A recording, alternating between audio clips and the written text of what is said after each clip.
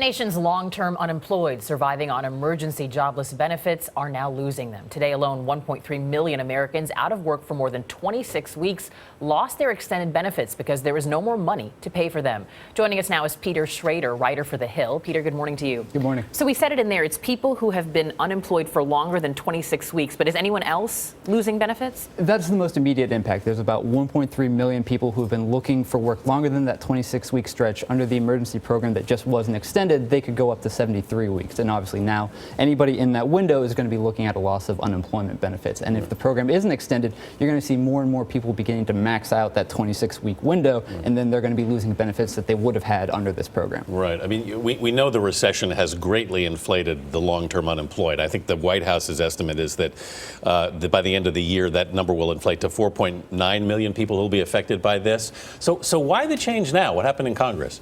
Well, the change now is basically Congress didn't extend the program. It was due to expire today, and they didn't get around to extending it. There was a budget agreement that they passed just before they left for the holiday. It didn't include this in it, despite the push from some Democrats on the Hill who wanted to see it included, but it just wasn't there. They're saying they want to revisit it again in the new year early on, but for the time being, it's just not extended. So there are interesting arguments to me on both sides of the aisle for why these weren't extended. What are they both saying?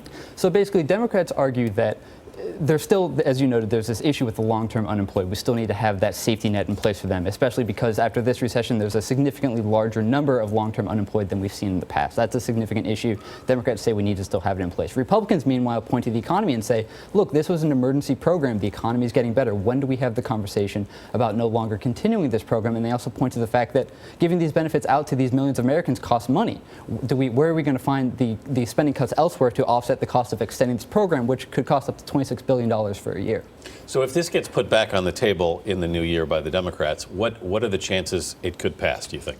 The central question here is what's going to happen with Republicans on this. Senate Majority Leader Harry Reid has already said the first item of business when we come back in 2014 is going to be extending this program again. The White House has been very aggressive in getting out and saying we want to see this extended. It's very important that we get extended. Same with Democrats in the House. So the question really is, what are Republicans going to be looking for if they want an extension? There's very few Republicans who are saying outright, we don't want this extended, we're done with it. They're saying more, we're willing to look at proposals, but we need to see how are you going to cover the costs? What else is going to be in there that will encourage people to find jobs as opposed to just continue to receive unemployment benefits? So trying to find that middle compromise is really going to be the central question on whether this gets extended. Why do I get the sense that this issue has sort of flown under the radar? Because while we've reported it a lot and this deadline has been looming for a while, it seems like people haven't been talking about it. Yeah, I think when you talk about 1.3 million people losing their unemployment benefits, that's a bit of an eye-popping number. But as you said, it's been a little bit under the radar in Washington. It's been a busy couple of months for Congress. They had to deal with the government shutdown a few months ago. They had to fight over the debt limit. Then they were pushing to get the budget done before the holidays. These are all things